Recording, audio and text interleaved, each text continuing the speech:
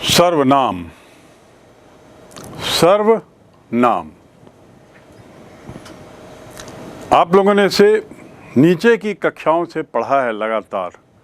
सर्वनाम क्या है, संज्ञा क्या है, सर्वनाम क्या है, विशेषण क्या है, और आगे शब्द भेद के जो विभिन्न प्रकार हैं उसमें सर्वनाम संज्ञा के बाद सामान्यतः आता है, कम से कम हिंदी भाषा में।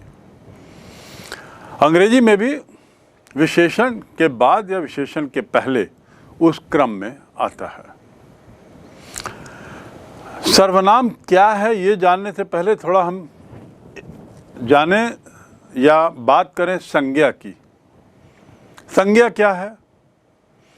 किसी भी व्यक्ति, वस्तु, चीज, पदार्थ, इसके नाम को संज्ञा कहते हैं।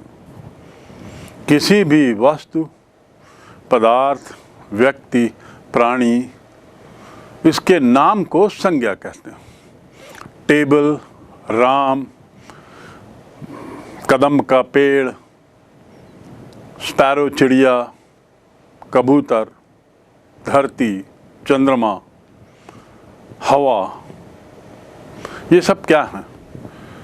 ये सब संज्ञाएं हैं, नाम हैं उनके, है ना। इस नाम, जब ये शब्द हम बोलते हैं हवा, तो हम समझ जाते हैं हम किसके बारे में बात कर रहे हैं, किस चीज के बारे में। किसी चीज के बारे में बात करने के लिए जिसका उपयोग होता है वो नाम कहलाता है, और नाम क्या है? संज्ञा है। तो संज्ञा क्या है? नाम। संज्ञा क्या है? नाम है। अब सर्वनाम क्या है? संज्ञा के बदले जिस शब्द का उपयोग हो उस वस्तु के लिए, उसे सर्वनाम कहते हैं। ये एक परिभाषा है। संज्ञा के बदले उपयोग किए जाने वाले शब्द उसी वस्तु के लिए, वो सर्वनाम है। हम कह सकते हैं Hari is absent. Hari is absent because Hari is ill. Hari अनुपस्थित है क्योंकि हरि बीमार है। मतलब हरि हमने शब्द 2 बार उपयोग किया। हम कह सकते हैं राम पढ़ रहा है क्योंकि राम की परीक्षा है। एक ही नाम को मैंने 2 बार नाम लिया, पर ऐसा सामान्यतया नहीं होता। हम नाम एक बार लेते हैं, पहली बार, और उसके बाद नाम के बदले कुछ अन्य शब्द का प्रयोग करते हैं जो उस नाम को इंगित करता है। उसके बाद हम कुछ अन्य शब्द का उपयोग करते हैं। पहली बार नाम लेते हैं और दूसरी बार, तीसरी बार हम कुछ ऐसे संकेतात्मक शब्द उस नाम के बदले उपयोग करते हैं जिससे स्पष्ट हो जाता है कि हम इसी के बारे में बात कर रहे हैं। उदाहरण के लिए, Hari is absent because Hari is ill. इसको हम कैसे बोलते हैं? सामान्यतः Hari is absent because he is ill, क्योंकि वह अनुपस्थित है। हरि शब्द जो दोबारा आया था उसके बदले हमने क्या उपयोग किया? वह। इस प्रकार संज्ञा के स्थान पर प्रयोग किए गए शब्द सर्वनाम कहलाते हैं। वह जो शब्द है वो सर्वनाम हो गया, नाम के बदले आया है। सर्वनाम अंग्रेजी में उसे कहते हैं प्रोनाउन। क्या कहते हैं अंग्रेजी में उसे? प्रोनाउन। PRONOUN। संज्ञा के बदले आने वाले, संज्ञा के बदले उपयोग किए जाने वाले शब्द को, संज्ञा के बदले, कोई और नहीं, केवल संज्ञा के बदले, उसे ही प्रोनाउन कहते हैं। संज्ञा के स्थान पर, संज्ञा के बदले, संज्ञा की बार बार पुनरावृत्ति नहीं करने के लिए, संज्ञा की पुनरावृत्ति से बचने के लिए हम क्या करते हैं? सर्वनाम का उपयोग करते हैं। जैसे वह है, हरि के बदले हमने वह का उपयोग किया। I am young. I am young. We are young. You are young. And they are young. ऐसे ही she is young या he is young. यहां किसी का नाम लिया क्या? I am young. मैं अपने बारे में बोलूं तो क्या मैं ये बोलूंगा, यदि मेरा नाम संदीप है तो क्या मैं बोलूंगा संदीप इज यंग? मैं क्या बोलूंगा? आई एम यंग। मुझे कहना है वे लोग आ रहे हैं, तो क्या मैं बोलूंगा कि उनके नाम लेकर जितने लोग आ रहे हैं उन सबके नाम लेते चला जाऊंगा?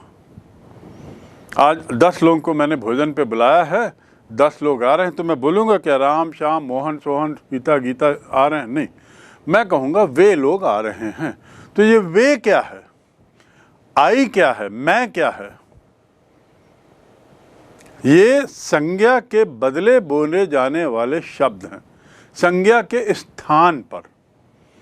संज्ञा का बारंबार बोलने से बचाने के लिए, क्योंकि बार बार बोलना कान को खटकता है, तकलीफ देता है बोलने में। हरि आज नहीं आया क्योंकि हरि बीमार है, ये सामान्य बोलचाल में कभी नहीं बोलते।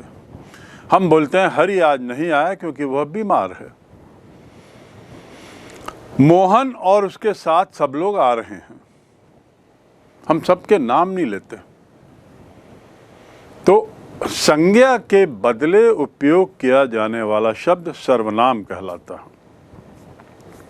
ठीक, तो पहली बात तो हम समझ गए थोड़ा सा संज्ञा। उसके बाद हमने जाना कि सर्वनाम क्या है, और अब हम बढ़ते हैं सर्वनाम के थोड़े से अलग प्रकारों पर, थोड़ी और बारीकियों में जाते हैं। हमने देखा जैसे I am young, you are young, he is young या she is young, they are young and we are young. तो क्या क्या शब्द हो गए? I, we, you, he, she, they, ये सब क्या है? सर्वनाम। अब ये जो सर्वनाम है, ये सर्वनाम कहलाते हैं पर्सनल प्रोनाउन। क्या कहलाते हैं? पर्सनल प्रोनाउन, क्योंकि ये व्यक्तिवाचक हैं, पुरुषवाचक हैं। पुरुष व्यक्ति, पुरुष का अर्थ मेल नहीं, पुरुष का अर्थ प्राणी, सजीव, उसको बताते हैं। इसलिए इन्हें क्या कहते हैं? पुरुषवाचक सर्वनाम या personal pronoun. Is that clear? I, you, we, they, ये सब क्या है? ही, शी, व्यक्ति बताते हैं, किसी एक व्यक्ति को बताते हैं। कि एक व्यक्ति से मतलब व्यक्ति को बताते हैं, एक व्यक्ति या व्यक्तियों के झुंड को। और व्यक्ति मतलब पुरुष नहीं, प्राणी, सजीव। अब यदि हम इसको थोड़ा बारीकी से देखें ये यंग वाले वाक्य को, तो आप देखेंगे इसमें या तो कोई बात करने वाला है, बात करने वाला जैसे मैं था, आई एम यंग, मैं बात कर रहा हूं, मैं अपने बारे में बोल रहा हूं, मैं बात कर रहा हूं तो अपने बारे में बोल रहा हूं। तो एक वाक्य की एक कैटेगरी हो गई, बात करने वाला होता है। दूसरा सुनने वाला होता है, जिसको मैं बोल रहा हूं तो एक श्रोता भी तो है, किसी को संबोधित कर रहा हूं ना, तो जिसको संबोधित कर रहा हूं वो दूसरी कैटेगरी हुई। और तीसरा है जिसके बारे में बात कर रहा हूं।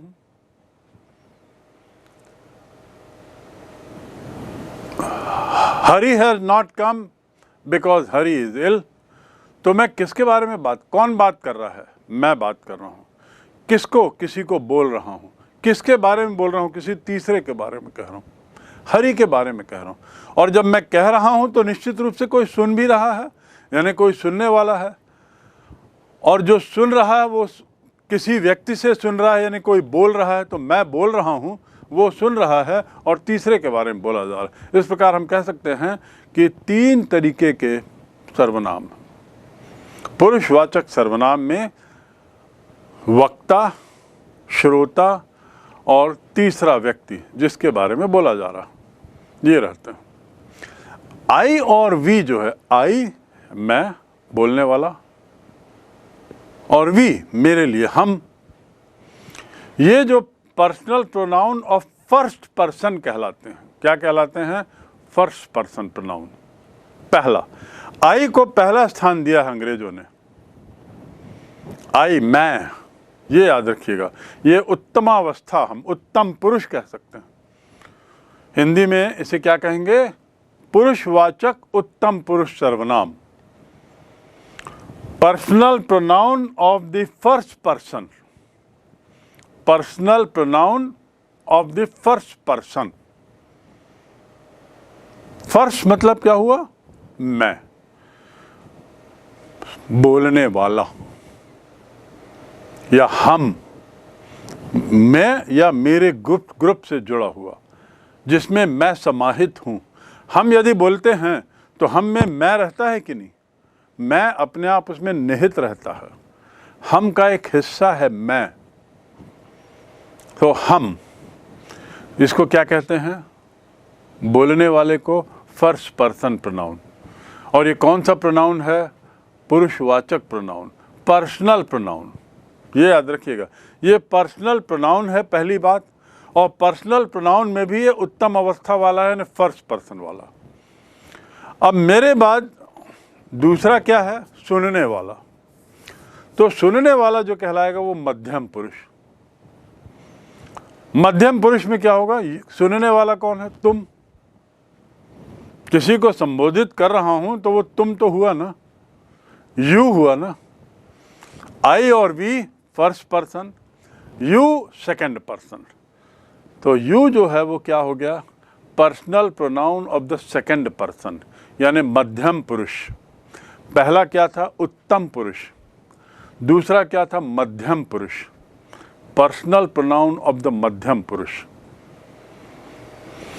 मैं बात कर रहा हूं तीन तरीके के लोगों की। एक वक्ता, दूसरा श्रोता और तीसरा व्यक्ति। वक्ता फर्स्ट पर्सन,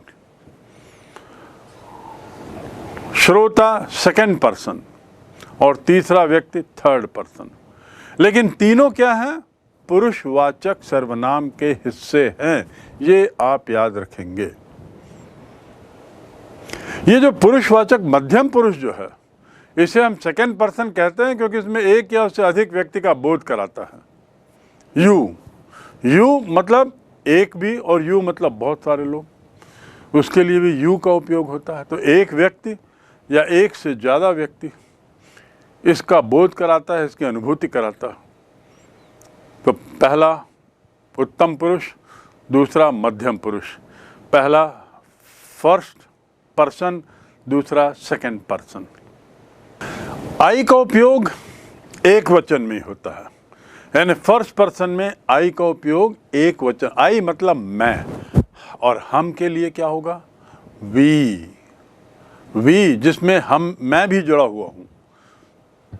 तो आई एक वचन, वी बहुवचन और फर्स्ट पर्सन है दोनों। लेकिन जो दूसरा है उसमें यू एक वचन के लिए भी होता है और यू बहुवचन के लिए भी होता है।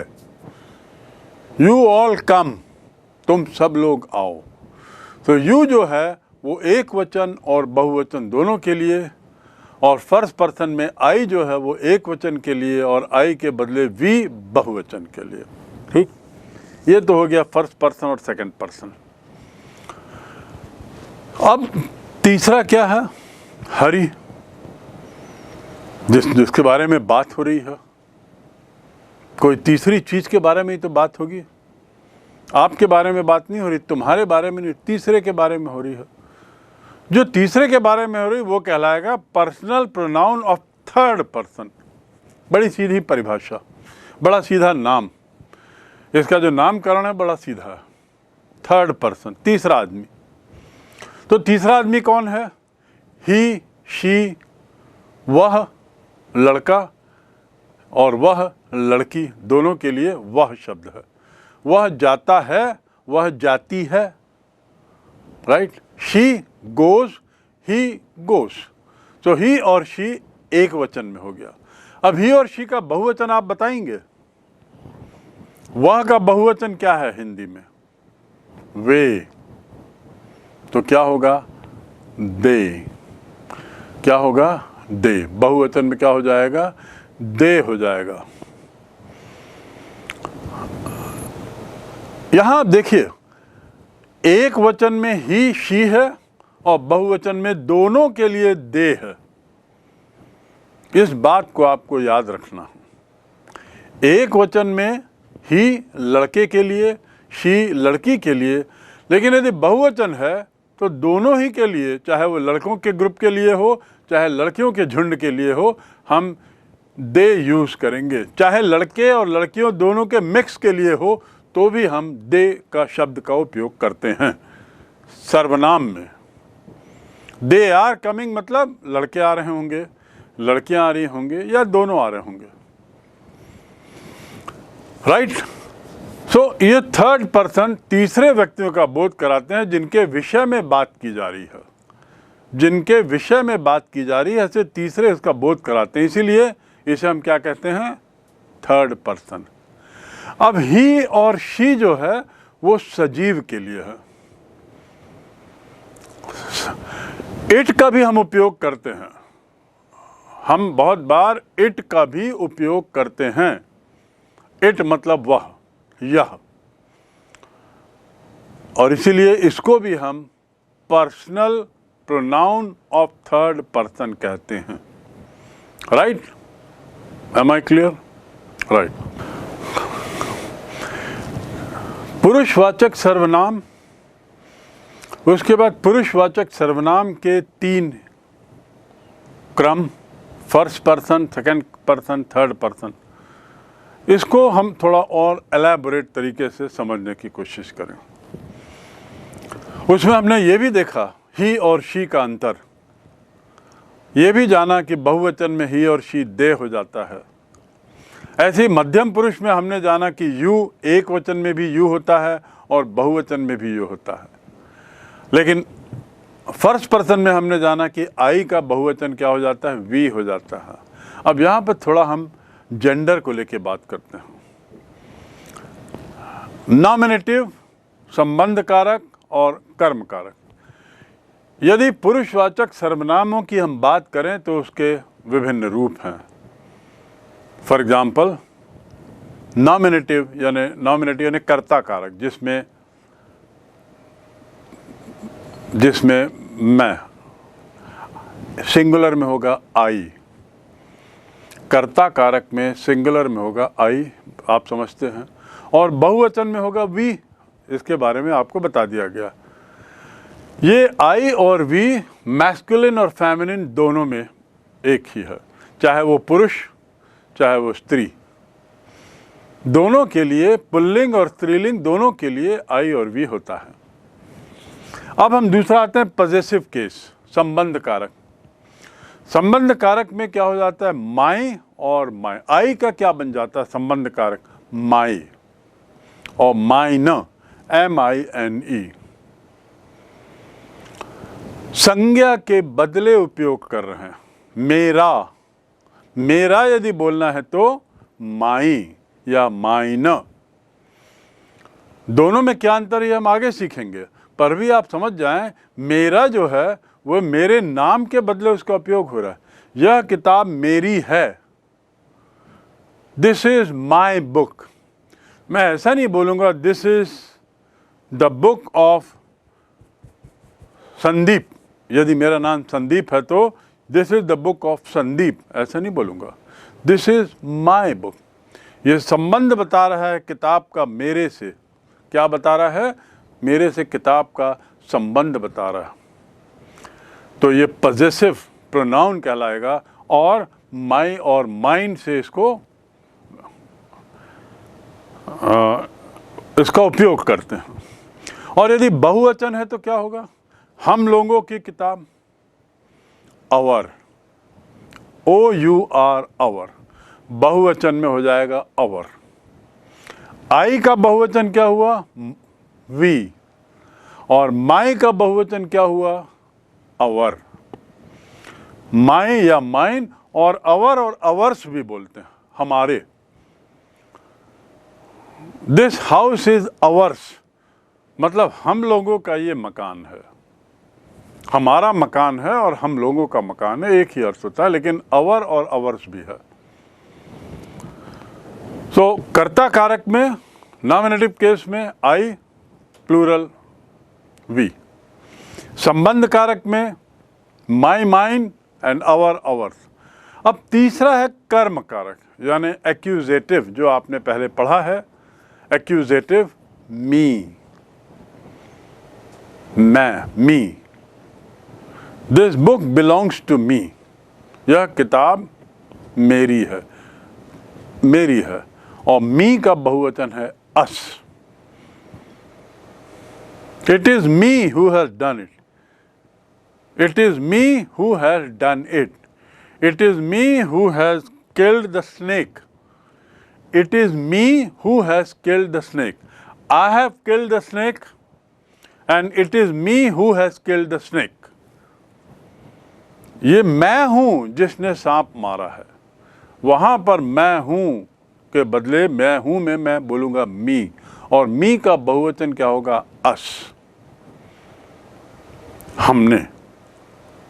तो अब ये आपने देखा कि उत्तम पुरुष, यानी जिसको हम कहते हैं फर्स्ट पर्सन का एक वचन, बहुवचन रूप, और फर्स्ट पर्सन का मैस्कुलिन फेमिनिन, सब बराबर है।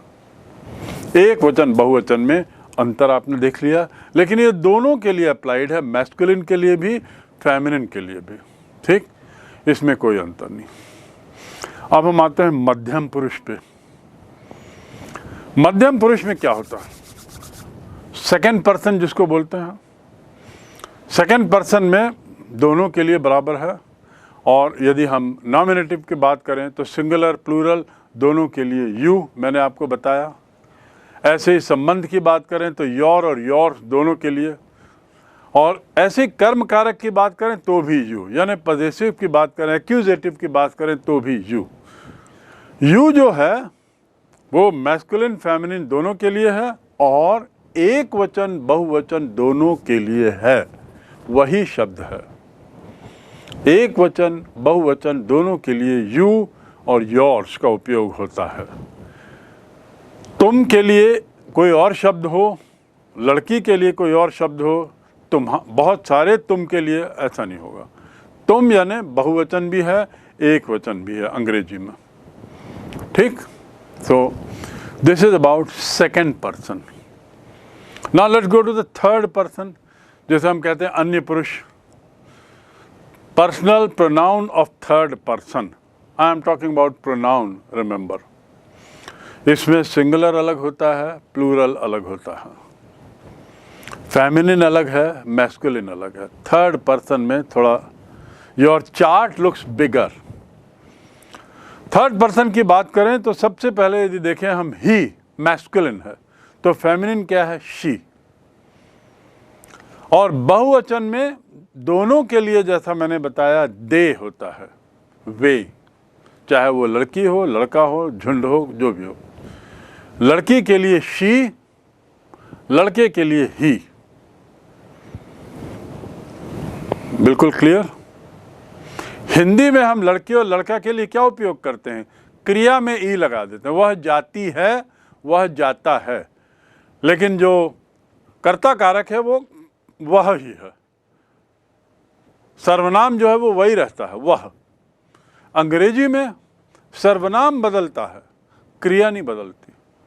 क्रिया में जाती है और जाता है हिंदी में है, अंग्रेजी में ऐसा नहीं है। अंग्रेजी में सर्वनाम बदलता है, लड़कियों के लिए शी और लड़कों के लिए ही। तो यदि हम इसको देखें और तो थोड़ा केयरफुली देखिए, मैस्कुलिन के लिए ही है, शी है फेमिनिन के लिए, और बहुवचन दोनों के लिए दे है, दोनों के लिए, फॉर बोथ द जेंडर्स दे।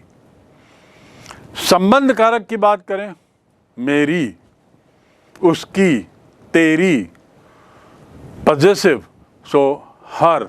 लड़के के लिए हिज, उसका, और लड़की के लिए उसकी।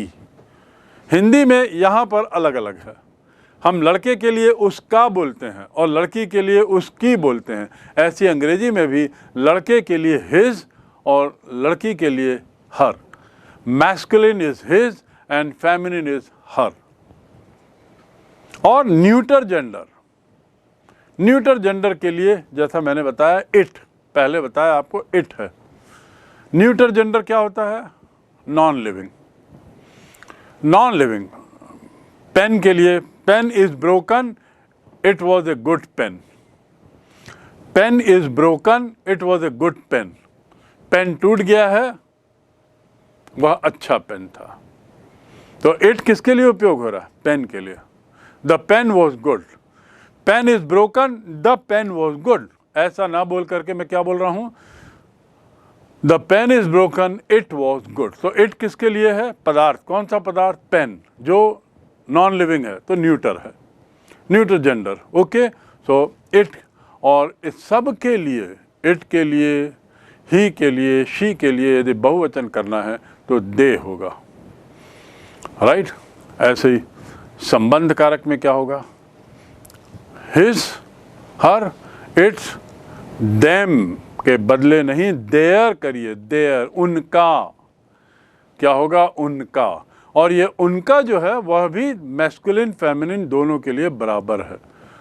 उनकी, उनका। हिंदी में उनकी हो जाता है, अंग्रेजी में उनका हो जाता है पुरुष के लिए, और लड़कियों के लिए हिंदी में, अंग्रेजी में कुछ अलग है। हिंदी में पुरुषों के लिए उनका और लड़कियों के लिए उनकी, लेकिन अंग्रेजी में दोनों के लिए ही देयर या देयर्स। THEIR, ये याद रखिएगा स्पेलिंग। THEIR, देयर माने उनका। ये थर्ड पर्सन की बात हो रही। थर्ड पर्सन में पॉजेसिव की बात हुई। नाउ लास्ट इज कर्म कारक, एक्यूजेटिव, जो हमने पढ़ा है। हिम पुरुष के लिए, हर लड़कियों के लिए, और देम उनके लिए, देम उनके लिए। तो इस प्रकार आप देख सकते हैं कि फर्स्ट पर्सन, सेकंड पर्सन और थर्ड पर्सन में क्या वेरिएशंस हैं। वेरिएशन किस चीज़ में होगा? एक वचन, बहुवचन, या मैस्कुलिन और feminine.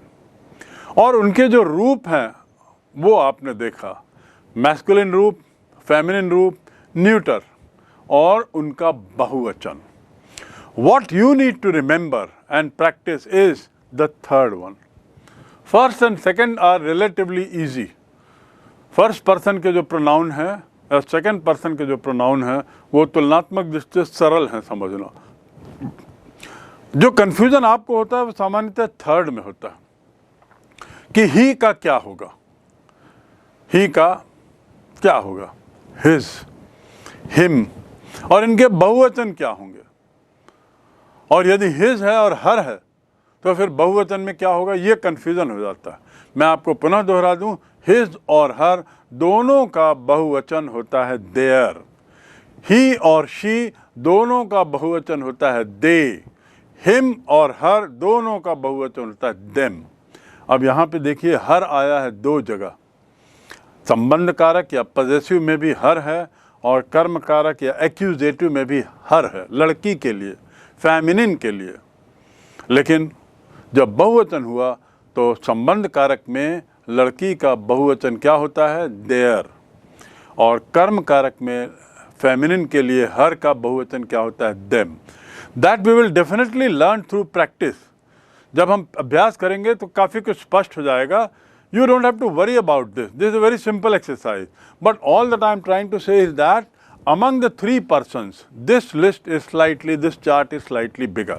But then this is very easy one for you to understand, and we'll do few exercises on this before we proceed. Okay? अब चलिए थोड़ा सा बारीकियों पे और जाते हैं, थोड़ा और गहराई में जाते हैं।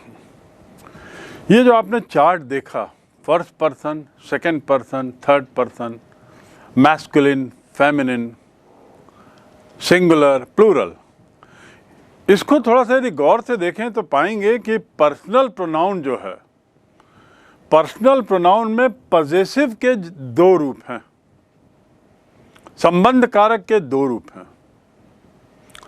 इनमें से माई, माइन, योर्स, हर, देयर ये पॉजेसिव एडजेक्टिव हैं, क्योंकि संज्ञाओं के साथ इनका प्रयोग होता है और विशेषण का कार्य करते हैं। सुन लीजिए फिर से, ये पॉजेसिव एडजेक्टिव्स हैं और इसलिए इनके दो रूप हो गए हैं। ये एडजेक्टिव का कार्य कर रहे हैं। एडजेक्टिव मतलब क्या होता है? विशेषण है, सर्वनाम, लेकिन विशेषण का काम कर रहे हैं, विशेषता बता रहे हैं। कैसे विशेषता बता रहे हैं? चलिए उदाहरण देखते हैं। This is my book. किसकी पुस्तक है? मेरी पुस्तक है। विशेषता किसकी बता रहा है? मेरी। यह मेरी पुस्तक है, उसकी नहीं है, विशेषता बता रहा है। सो हम इसको कह सकते हैं पॉजेसिव एडजेक्टिव इन्हें कहते हैं, क्योंकि संज्ञाओं के साथ ही इनका प्रयोग हो रहा है। संज्ञा क्या है? दिस इज माई बुक में संज्ञा क्या है? बुक। बुक इज नाउन, और नाउन के साथ एडजेक्टिव के रूप में हो रहा है प्रयोग, पर है तो pronoun. So we can say this is positive adjectives. और ये दो से ज़्यादा है। Those are your books, those are your books, वो आपकी किताबें हैं।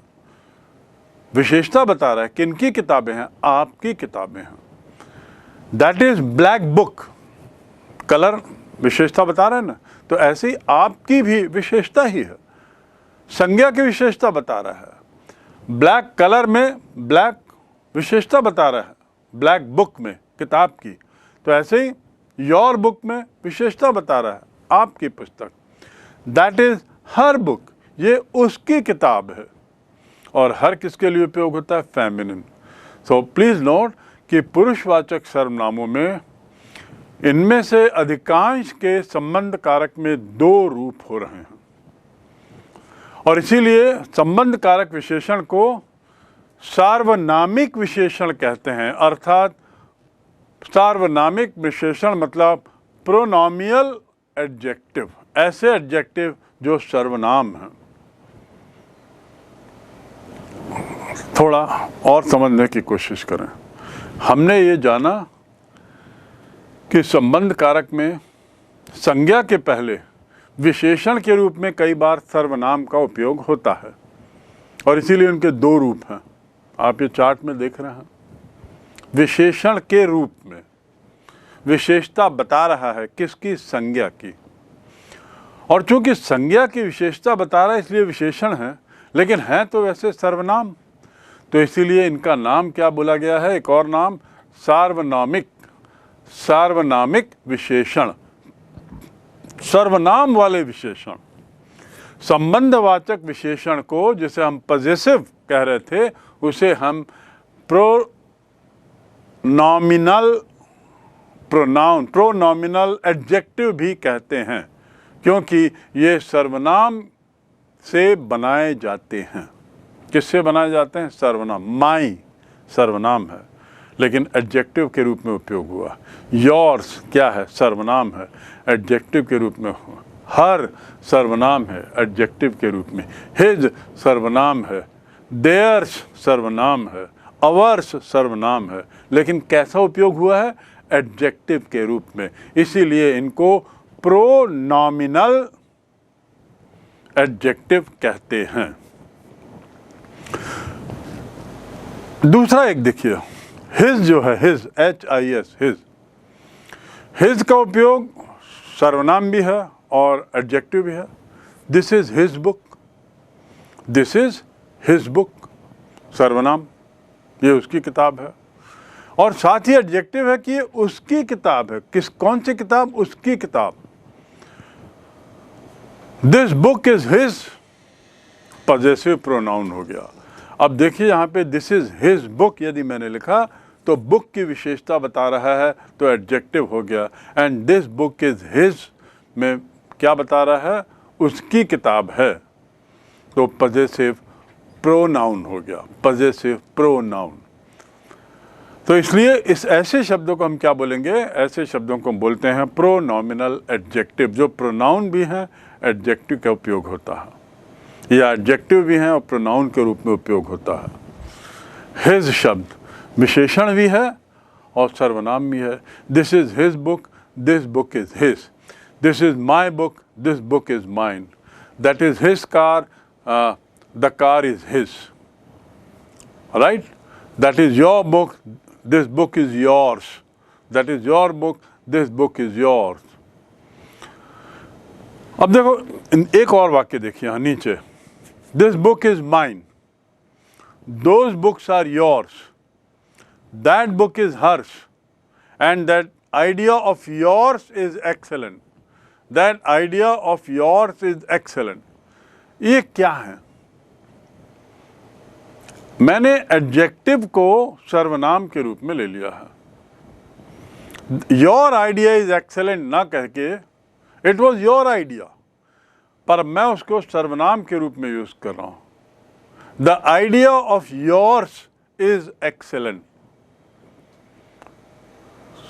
How adjective is used as pronoun, that is an example that we tend to give here, that I am trying to make you understand. Use of adjectives, particularly in relation to sambandh karak, possessive,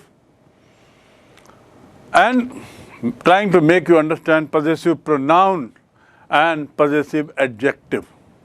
Possessive pronoun and possessive adjective. Right? Next is third person. इसी chart में आप देख रहे हो कि third person में जो है उसमें 3 जेंडर हैं। एक मैस्कुलिन आपने देखा, एक फेमिनिन देखा और एक न्यूटर। देखिए न्यूटर की स्पेलिंग NEUTER, बहुत से लोग NUTER लिख देते हैं, तो स्पेलिंग है NEUTER, न्यूटर। और न्यूटर जेंडर मतलब नपुंसक लिंग, न्यूट्रल आप समझ सकते हैं, जिसमें ना फेमिनिन है ना मैस्कुलिन की भावना है, यानी पदार्थ, निर्जीव। तो इसमें 3 लिंग होते हैं। कहाँ पर? थर्ड पर्सन में, फर्स्ट पर्सन में नहीं है। आई लड़कियों के लिए भी है, लड़कों के लिए भी है। वी लड़कों के लिए भी है, लड़कियों के लिए भी है। ऐसे सेकंड पर्सन में भी नहीं है। यू लड़कों के लिए भी है, लड़कियों के लिए भी है। Yours is use for both feminine and masculine and they are second person, but it is in third person that we have not 1 or 2 gender but 3 genders: masculine, feminine, neuter. So the gender question comes only in case of third person, in case of third person pronouns. In case of pronouns that come under the category of the third person. Am I clear to you? And third person मतलब तीसरा व्यक्ति, बोलने वाला नहीं, सुनने वाला नहीं, जिसके बारे में बोला जा रहा है उसका, जिसके बारे में बोला जा रहा है वह लड़का है या लड़की है, ये जानना जरूरी है। वह लड़का है, मैस्कुलिन है या फेमिनिन है या न्यूटर है, ये मालूम होना चाहिए। Am I clear? Now come to the next one. सर्वनाम का उपयोग कुछ और तरीके से भी होता है, जैसे जो निर्जीव वस्तु रहती बेजान। Here is your book. Here is your book. Take it away. Take that book away. ना कह के हम क्या बोलेंगे? It away. It किसके लिए यूज हुआ है? बुक के लिए। इटैलिक्स में लिखा है it. तो it जो है न्यूटर है, किसके लिए उपयोग हुआ है? बुक के लिए। Here is your book, निर्जीव के लिए। ऐसे ही जानवरों के लिए भी होता है, जब तक कि स्पष्ट न हो कि जानवर नर है या मादा है। Try to understand.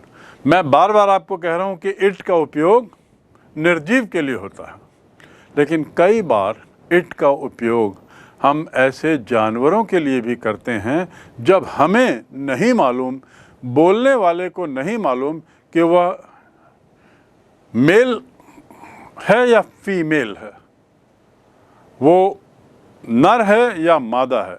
ऐसी जानकारी ना होने की स्थिति में हम न्यूटर जेंडर का उपयोग कर लेते हैं इट का।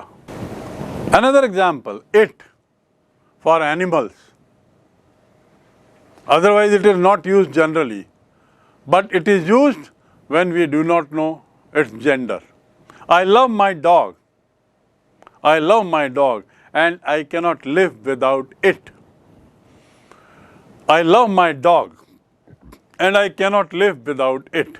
अब dog शब्द जो है वो वैसे तो मेल के लिए उपयोग होता है, dog माने कुत्ता, बट कुतिया के लिए भी उपयोग करते हैं, बिच नहीं बोलते। I love my bitch, we don't, I love my dog, मैं अपने कुत्ते को पसंद करता हूँ। और ऐसा कहने पे ये आपको स्पष्ट नहीं हो रहा है कि मेरे पास जो कुत्ता है वो मेल है कि फीमेल है। तो आगे यदि मैं बोलना चाहता हूँ तो मैं क्या बोलूँगा, I love my dog and I can not do without it. Can not do without her नहीं, can not do without him नहीं, without it. The horse fell and broke। अब हॉर्स मेल है कि फीमेल है हमें नहीं मालूम, horse male है कि फीमेल है हमें नहीं मालूम, तो क्या बोलेंगे वहाँ पे, घोड़ा गिर गया और उसका पैर टूट गया, उसका के लिए क्या बोलेंगे, उसका के लिए यहाँ फिर हिज नहीं हो सकता, हर नहीं हो सकता, तो हम क्या बोलेंगे, इट। और का है तो इट में एस लग जाएगा, उसका, it's, ITS। The horse fail and broke it's legs. The horse fail and broke it's legs, और उसने अपना पैर तोड़ दिया। अब वो फीमेल या मेल नहीं है इसलिए हम इट लगा रहे हैं, राइट। आगे थोड़ा और बढ़ते हैं इनकी बारीकियों में। छोटे बच्चों के लिए भी हम इट का उपयोग करते हैं, क्योंकि छोटे बच्चों में हम, चाहे वो बेबी बॉय हो चाहे वो बेबी गर्ल हो, छोटे बच्चों को हम क्या बोलते हैं, बेबी। सामान्यतः हम क्या बोलते हैं, baby. He will come with his baby, इसका मतलब क्या, बच्ची, जरूरी नहीं है। बेबी मतलब लिटिल चाइल्ड, वहाँ पर भी हम इट का उपयोग कर लेते हैं। For example, when I saw the child it was crying.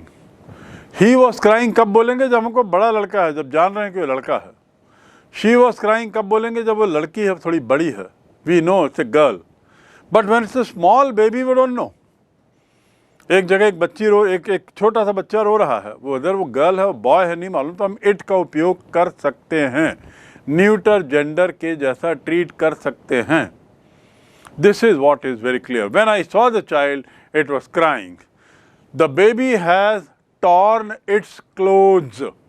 Baby ने अपने कपड़े फाड़ दिए हैं। Baby has torn, tear, tore, torn. Tore मतलब फाड़ दिया, टॉर्न मतलब third degree, third tense, tear, tore, torn. The baby has torn its cloth, his cloth नहीं, क्योंकि हमको मालूम नहीं उसका जेंडर क्या है, राइट। चौथा रूप, चौथी खासियत जो आपको जाननी है वो है कि यदि पहले कोई सा वाक्य बोल दिया गया है, उस वाक्य को हम फिर नहीं दोहराना चाहते तो हम इट का उपयोग कर लेते हैं। जैसे he is telling what is not true. He is telling what is not true as he knows it, क्योंकि उसे मालूम है, क्या मालूम है, what is not true. It का उपयोग हो रहा है। He is telling what is not true as he knows it. It का उपयोग सर्वनाम के रूप में हो रहा है, और संज्ञा क्या है, वो वाक्य पूरा, व्हाट इज नॉट ट्रू, जो सच नहीं है वो उसे मालूम है। He deserves punishment as he knew it. He deserves punishment as he knew it. It को यदि हम हटा दें तो क्या डालेंगे वहां पे, he deserves punishment as he knew punishment. कैसा खराब लग रहा है बोलने में, पर अर्थ वही है जो इट के साथ है। ही डिजर्व्ड इट, उसे मिलना ही था सजा, क्योंकि उसे मालूम था, उसे मालूम था कि उसे सजा मिलेगी ही। ही डिजर्व्स पनिशमेंट, उसे सजा मिलनी चाहिए, उसे सजा मिलेगी मालूम था, ये अनुवाद हुआ। तो उसको सरलता क्या बोलेंगे, सिंपल क्या बोलेंगे, उसे सजा मिलनी चाहिए और उसे मालूम था। फिर दोबारा बोलने की जरूरत नहीं, उसे सजा मिलनी चाहिए, बिल्कुल नहीं। So sentence is he deserve his punishment, he knew it, उसे मालूम था। Next is to be. To be क्या है, एक क्रिया। यहां मैं एक चीज बताना चाहूंगा कि जब भी हम क्रिया अंग्रेजी में लिखते हैं, केवल क्रिया, तो क्रिया बताने के लिए जैसे हिंदी में ना शब्द लगता है सामान्यतः, ना, नहाना, सोना, खाना, रोना, कूदना, दौड़ना, गिरना, पटकना, ना लगता है, ना हिंदी में। अंग्रेजी में क्रिया शब्द के पहले टू लगाते हैं, क्रिया के पहले, क्रिया का जो मूल शब्द है उसके पहले क्या लगाते हैं, टू। यदि आपने टू लगाए बिना ही क्रिया लिख दी तो उसका कोई मीनिंग नहीं रहता, कोई अर्थ नहीं है। उपयोग करते समय टू हट जाता है। बनाना एक वाक्य है, या खाना एक वाक्य है, रोना एक वाक्य नहीं, शब्द है, क्रिया है, सोना एक क्रिया है। पर जब हम वाक्य बनाते हैं तो वह सो रहा है, ना हट गया। ऐसे अंग्रेजी में जब हम वाक्य बनाते हैं तो टू हटा देते हैं। लेकिन क्रिया दिखाने के लिए, किसी शब्द को क्रिया बताने के लिए हिंदी में जैसे ना लगता है सामान्यतया, अंग्रेजी में हमेशा टू लगेगा क्रिया के पहले। तो टू बी क्या है, टू बी माने होना, BEB, टू बी माने होना। और टू बी के जो कई रूप हैं, टू बी के ही रूप हैं is, was, were, are, am, ये किसके रूप हैं, टू बी के ही रूप हैं। टू बी के विभिन्न रूप हैं। जो क्रिया है उसके जो विभिन्न काल हैं, क्रिया को काल में चलाते हैं, विभिन्न कालों को ये इज, वॉज, वेयर, ये क्या करता है, उसको प्रदर्शित करता है, विभिन्न कालों को। तो यहाँ पर टू बी क्रिया से पूर्व प्रोविजनल और टेम्पररी उद्देश्य के रूप में जब रियल उद्देश्य में आए तो it is easy to find fault, it is easy to find fault. ये एक वाक्य देखिए, यहाँ इट से शुरू हुआ, इट से शुरू, it is easy to find fault. और इज़ क्या है, टू बी का रूप है। इज़ क्या है यहाँ पे, टू बी का ये रूप है। तो अनदर वर्ड, जो नियम है जिसको मैं बताना चाह रहा हूँ वो ये है, टू बी क्रिया से पूर्व अस्थाई और क्षणिक, अस्थाई और क्षणिक यानी प्रोविजनली और टेम्पररी उद्देश्य के रूप में, यानी सब्जेक्ट के रूप में, जब वास्तविक उद्देश्य बाद में आए। हम इट का उपयोग कब करते हैं, टू बी क्रिया से पूर्व